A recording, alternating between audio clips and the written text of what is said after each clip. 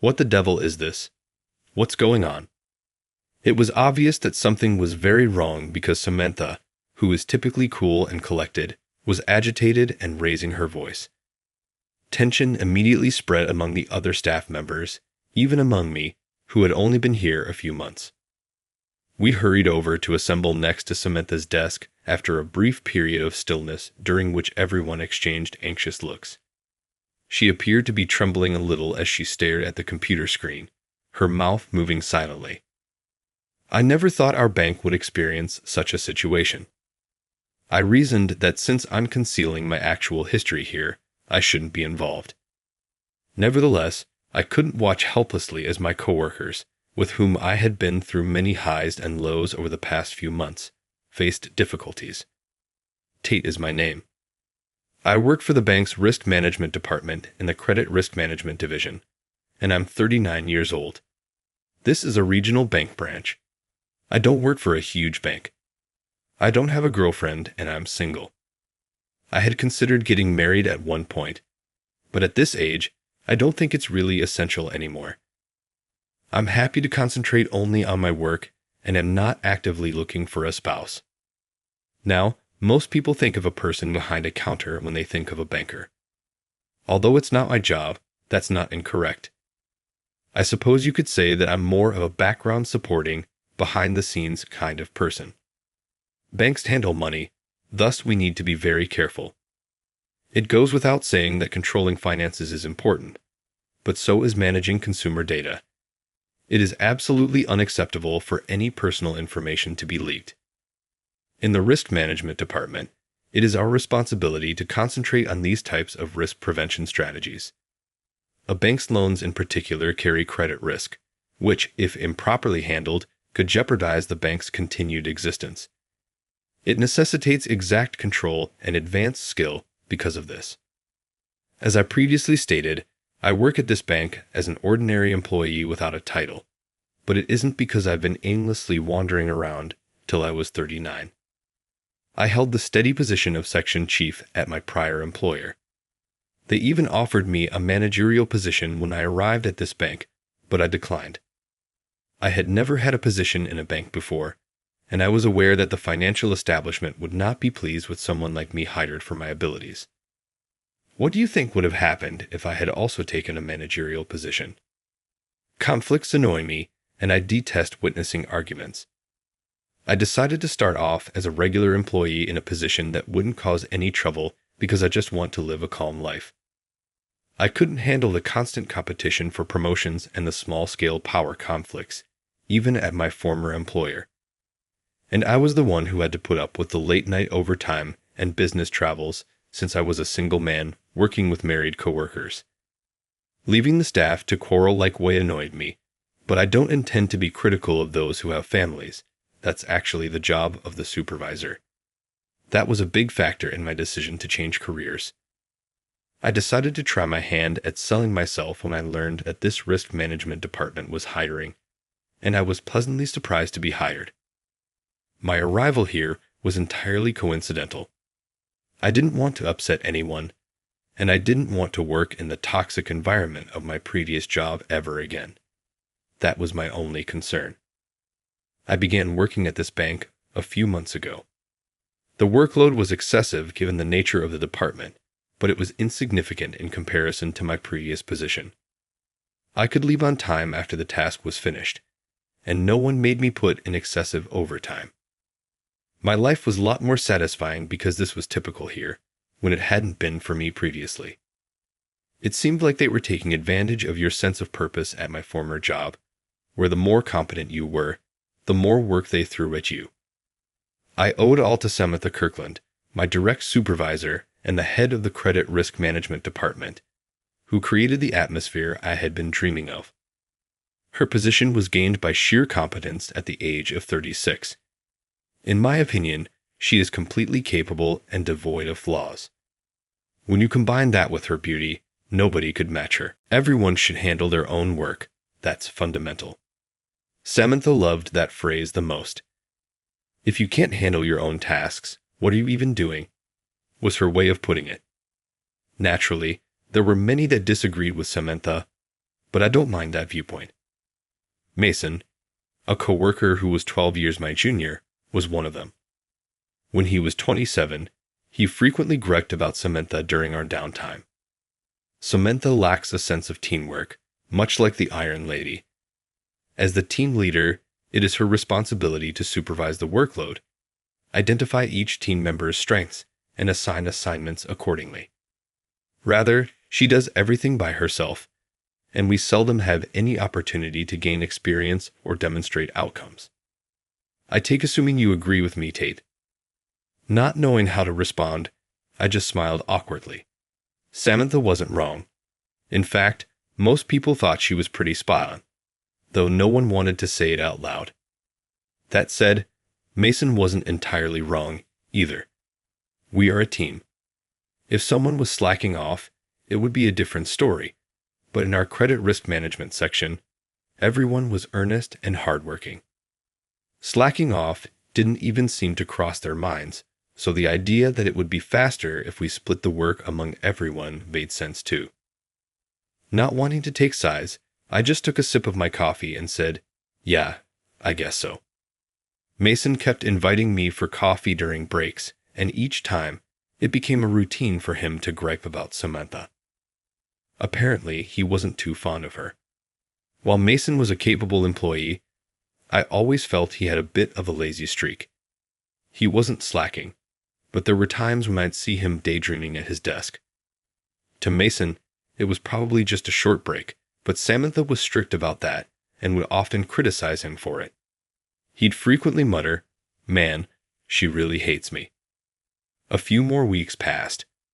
Recently, there had been an increase in loan requests, which meant our credit risk management section was swamped. We had to be cautious about issuing loans, but even more importantly, we had to keep a close eye on the loans we had already issued. If a borrower went bankrupt, recovering the loan would be difficult, so knowing when to cut off a loan was crucial. Because of this, we were doing more work outside the office, and I found myself working overtime for the first time in a while. Technically, I had finished my own tasks. Even if I had to work overtime, it only took about an hour to wrap things up. But the reason I stayed late every night was to help out the others. No one asked me to, but I wanted to do it. The people here had been so kind, patiently teaching me when I didn't know what I was doing. There was no reason not to help them when they were struggling. Mason was one of those people. Whenever I helped him out, he'd say, "Tate, you're a lifesaver. I'm so sorry for causing you trouble these past few days. Thanks for your help. It didn't feel bad to be appreciated." I mentioned earlier that Samantha was strict with Mason because he took more breaks than others. But I knew something. After Mason took his short efficiency breaks, he worked harder and faster than anyone else. Even though I'd only been here a few months, I could tell that Mason was dedicated to his work. And despite being a lonely, almost 40-year-old single guy, he was always kind to me. That went for the rest of the team too. Naturally, I wanted to help out and work together, but there was always someone to spoil that atmosphere. Of course, it was Samantha. "Mason, isn't that your job? I've seen you sneaking in those little breaks. If you've got time to take all those short rests, you should be working. If you were more efficient, Tate wouldn't have to help you with tasks he's already finished." Mason's face tightened, and he looked like he was about to argue. I quickly stepped in to mediate. "Samantha, it's not like that. I'm doing this because I want to. As you can see, I have no wife or kids, and I'm free to help out. Is it so bad that I want to assist my colleagues?" At that, Samantha went silent. She looked like she wanted to say something more, but eventually just nodded and returned to her desk, saying it was fine as long as I didn't mind. I let out a sigh of relief, but as expected, Mason couldn't keep quiet. What's her problem? Seriously, it's not like I'm slacking off. I just took a 5-minute break to rest my eyes, and she's giving me grief over it. Come on, calm down. She doesn't mean any harm. Samantha's just trying to make sure everyone can leave on time. She's willing to play the bad guy to make that happen. As I tried to calm Mason down, he fell silent, clearly understanding what Samantha was thinking in his own way. It was almost 6:00 p.m., so I hurried to finish my work. Just as I took some of Mason's tasks to move them to my desk, something unusual happened.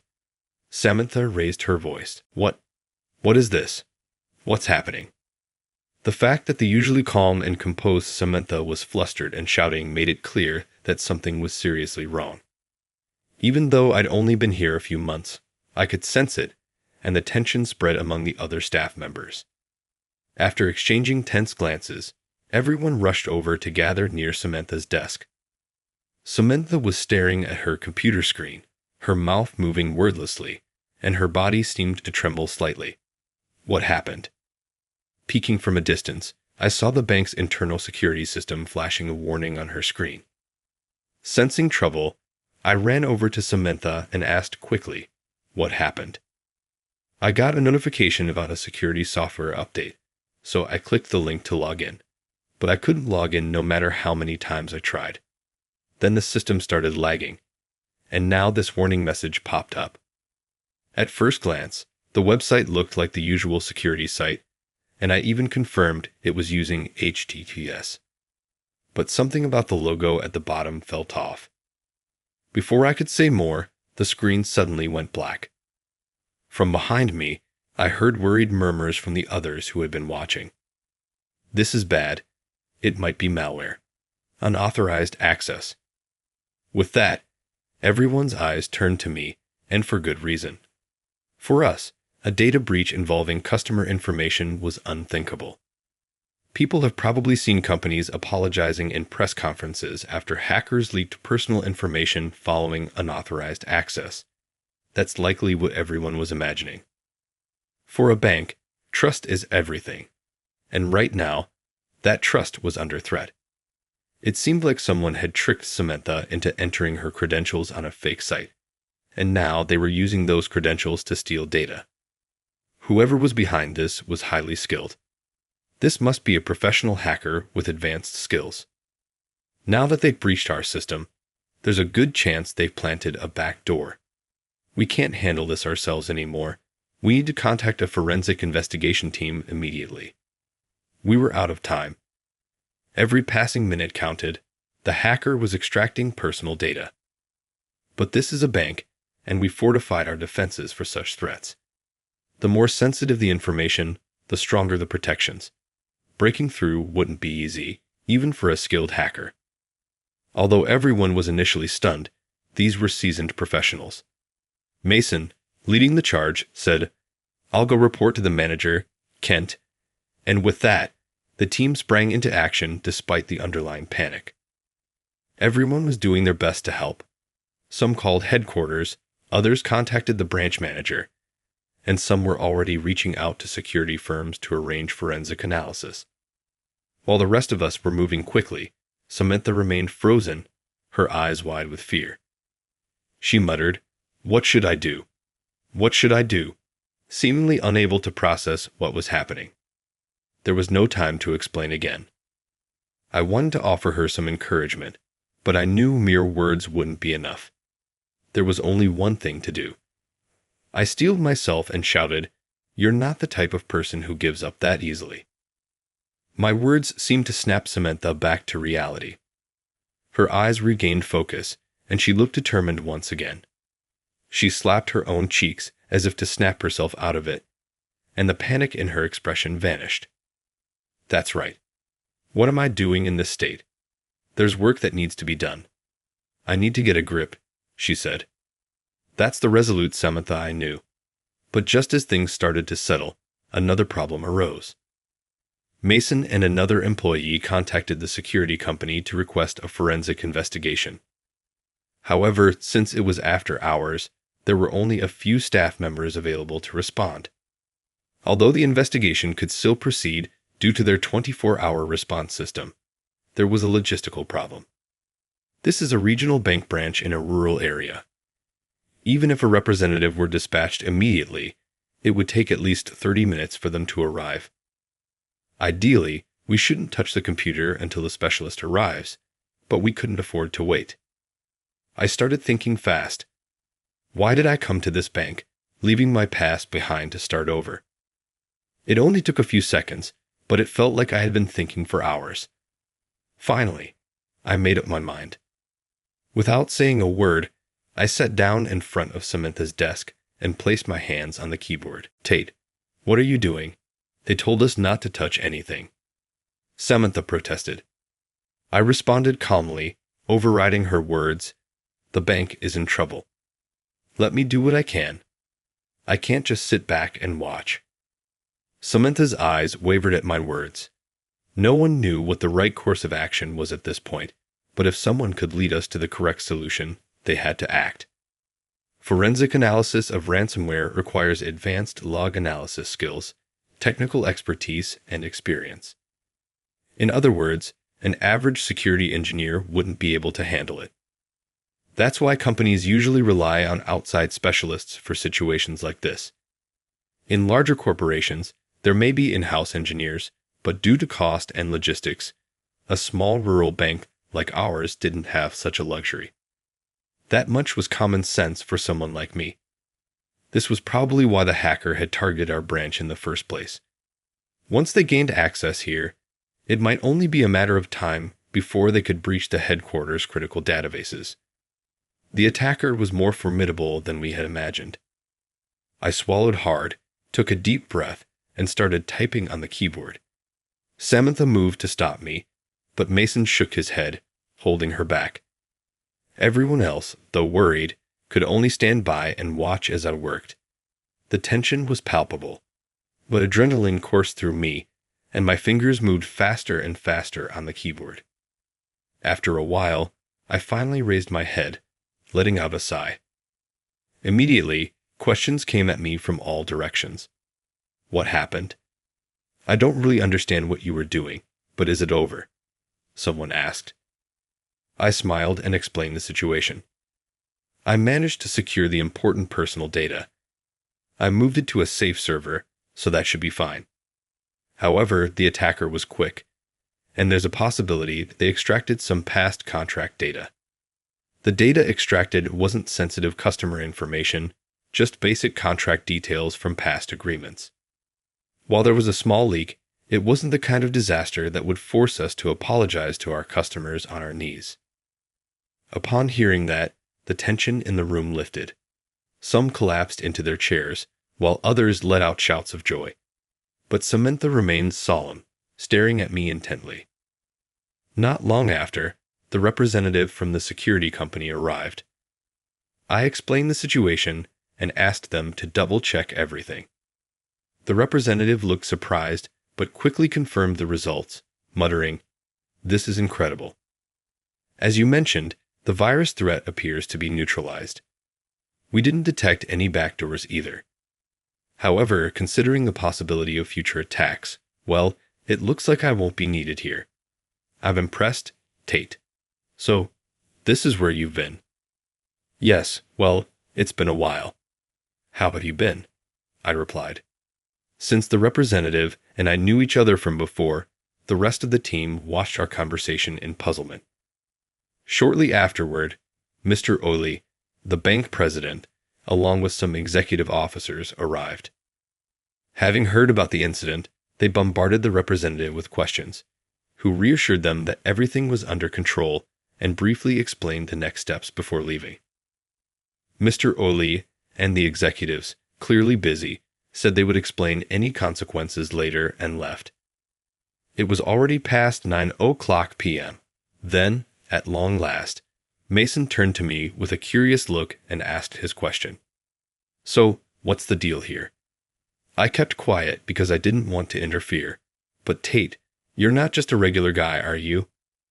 Mason, always sharp, had suspected from the moment I joined that I wasn't an ordinary employee. "Yeah, I've had my suspicions.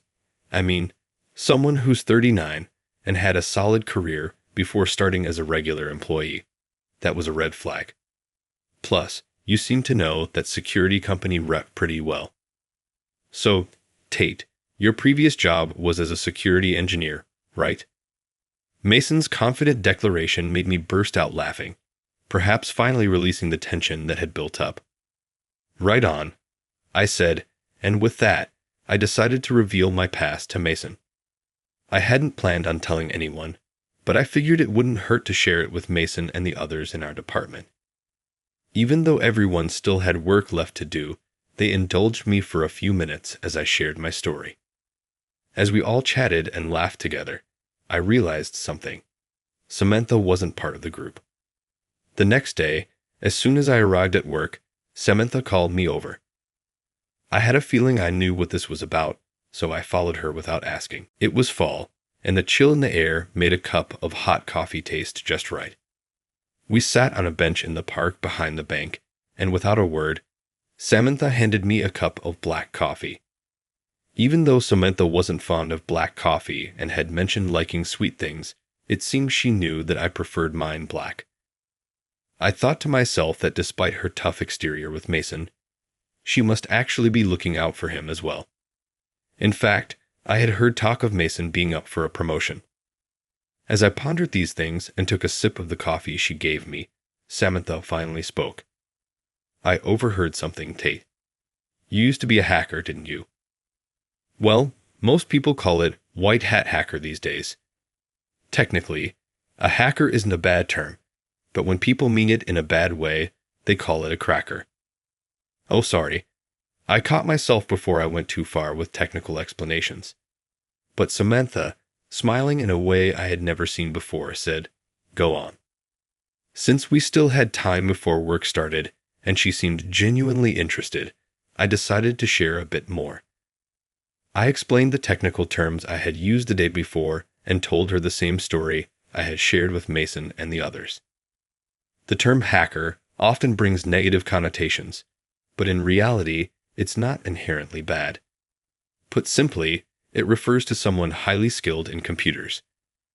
A cracker is someone who uses that knowledge for malicious purposes, like the unauthorized access we dealt with yesterday. Since most people can't distinguish between the two, they started calling ethical hackers white hat hackers. I'm not bragging, but back in the day, I was considered a genius white hat hacker. I loved math and physics as a kid and was the kind of elementary schooler who'd say Isaac Newton was my favorite person. I was so into the sciences that I chose Fermat's last theorem as the topic for my thesis. Looking back, those days were really fun because I felt like I could do anything. I was proud of using my skills to help people, which is why I pursued a career as a security engineer. I wanted to become skilled enough to work as a freelancer in my 20s. That was my goal. So, I threw myself into planning, implementing, operating, and maintaining security systems, even training younger engineers. I obtained certifications like CISSP, which is highly regarded in the industry, and CISM, because I wanted to specialize in security. By my mid-30s, my career was smooth sailing. Given my track record, I was supposed to take a key position at headquarters. But I turned it down, saying, "I believe it's crucial to have someone at rural branches who can respond to security issues immediately." In my experience, branches are often targeted, and important data has been extracted from simple work computers. Crackers know how to exploit security holes, and they're well aware of companies' manpower shortages and cost-cutting measures. That's why I was assigned to this rural branch. But that wasn't the only reason. There was something else. A lingering feeling that brought me here, something unresolved. "Samantha Nash, do you remember me?" I asked. Samantha's eyes widened in surprise when I mentioned her maiden name, but then she quickly softened her expression and said, "So, it was you. You were that engineer back then." A moment of silence passed as I reflected on the past. It was several years ago, long before I came to this bank. At the time, I had been working for a different company when we received a request from a business run by a man named Mr. Nash. He wanted to discuss improving his company's security, and I was assigned to handle a project. However, just before the meeting, Mr. Nash suddenly passed away due to illness, and his daughter Samantha, who had been groomed as his successor, took over the company. Just like I had a past, so did Samantha. Before becoming department head, she was once the president of her father's company. Samantha had managed to run things at the top after her father's sudden death, but things did not go so well. It was likely that being the daughter of the president, Mr. Nash, she faced backlash. After all, a young woman with little experience had easily taken over the role of president simply because of her lineage. When the bank cut off funding, the company's finances quickly plunged into the red. Even so, Samantha, determined to keep the company her father built alive, tackled everything with a positive attitude. In fact, I once visited the company during her tenure as president, intending to discuss a contract initiated during her father's time. When I arrived, I witnessed Samantha arguing with her employees. She was passionately explaining the importance of strengthening security and stressing that they should invest in maintenance and inspection. But the employees weren't having it. They were saying things like, "If you're going to spend money, give us a raise instead." I remember it vividly. In the end, the contract fell through, and I didn't meet with Samantha again after that. But I later heard that the company had gone bankrupt. The image of Samantha's determined face as she earnestly tried to win everyone over stuck with me. We had only met once, and yet that image of her repeatedly bowing her head to try and persuade people left a strong impression on me. When I heard that her company had gone under, and she had abandoned her father's name, Nash, and taken on her mother's maiden name, Kirkland, I became curious. A few years later, I was considering a job change when Mr. Obi, the bank's president, invited me to dinner. He had heard I was looking for a new job and headhunted me. Well, I had done my share of selling myself to the bank beforehand, so it wasn't exactly the typical headhunting scenario. Originally, I had planned to take the job at the bank's headquarters, but something Mr. Obi said made me reconsider completely. Our branches really need to strengthen their security soon. If you came on board, it would be a great help. I'd love your advice. We'll start with this branch. Samantha Kirkland is actively pushing for these changes, so it makes sense to start there. There are plenty of people named Nash across the country, so I wasn't sure. But in a way, it was a gamble. Could it be that the former Nash, the woman president I'd met back then, was now going by Kirkland? Maybe I could see her again. That hope drove me to request an assignment at this branch. I kept my previous career hidden, as I mentioned before, to avoid creating waves. That was the only reason. As I finished my story, I glanced over at Samantha, who had been listening intently, and saw that tears were streaming down her face. Had I said something wrong? Maybe bringing up the past was a mistake. Not knowing how to comfort her, especially since I had little experience with women, I panicked and stammered, "I'm sorry. I didn't mean to make you uncomfortable by bringing up old memories." As I stepped back, Samantha gently said, "No, that's not it." Her voice was soft and kind, and I breathed a sigh of relief as I raised my head. Samantha, still gripping her cup of sweetened coffee, seemed lost in thought. She looked down for a moment, then raised her head again and gazed straight into my eyes. I froze, caught by her brown eyes as she spoke. "I'm touched that you remembered that young, inexperienced woman who had just become a company president. From your perspective, I must have seemed like a complete novice who didn't even understand the basics of management. Yet, I was arrogantly lecturing you about security. It's laughable, really. There were so many things I should have focused on, but I didn't. In the end, after that, the company's financial troubles deepened, and a security breach led to a data leak. I had to take responsibility, and I closed the company." I held my breath, surprised by this revelation. Suddenly, everything made sense. Samantha's breakdown the day before, her panic. She must have been reliving the trauma from that time. Even a small company can be brought to its knees by a data leak, sometimes leaving behind massive debts. It seems Samantha had distanced herself from her father's name, Nash, because of those debts. Apparently, her father, in a desperate attempt to hide the company's financial troubles, had borrowed money from some shady sources to escape the debt collectors. Samantha had started using her mother's maiden name, Kirkland. Then, Samantha revealed something unexpected. I actually remembered you too. I didn't recognize you at first because you've lost weight and cut your hair short. But back then, when my family was being pointed at and people whispered about our company's impending bankruptcy, not a single person stood by us. Not even when the debt collectors were chasing us. But you showed up for that meeting with me. It made me a little happy, you know. She went on to tell me how she became the head of this department. It turned out that the branch manager here was her relative. Concerned for her well-being, he took her in because he valued her diligence. But Samantha, not wanting to be seen as relying on connections, had put on a tough front, playing the role of the Iron Lady and being strict with everyone, including herself. She had hidden her true self all because she wanted to be recognized for her own abilities. Because I was the branch manager's relative, no one would say anything to my face. But yesterday, Tate, you called me out without caring about that. It really woke me up in more ways than one. Thank you. As I looked at Samantha, her cheeks flushed. I felt as though my heart had been grabbed. It seemed that despite only meeting once before, we had been drawn to each other all along, like opposite poles of a magnet. I said, "Can you stop with the confusing metaphors?" She replied, but she was smiling brighter than I had ever seen her before. The usual look of pressure and responsibility had completely melted away, revealing the true Samantha underneath.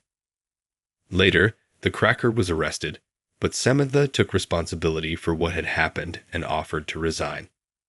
However, everyone convinced her to stay. It was true that Samantha had acted hastily, pressing the button due to the trauma of her previous company's collapse after being hacked. But because of the swift actions that followed, mine included, we were able to avoid the worst-case scenario. So it was agreed with the bosses that Samantha would start over as a regular employee. Everyone breathed a sigh of relief when they heard the news. Mason, too, shared in that relief. If Samantha leaves, this place is doomed, he joked. Strangely enough, I was the one chosen to take over as her replacement. As Mason put it, the fact that someone who was supposed to work at headquarters is a department head at a branch is already unusual, so just roll with it. With encouragement from everyone, including Samantha herself, I didn't really have a choice but to accept being the department head.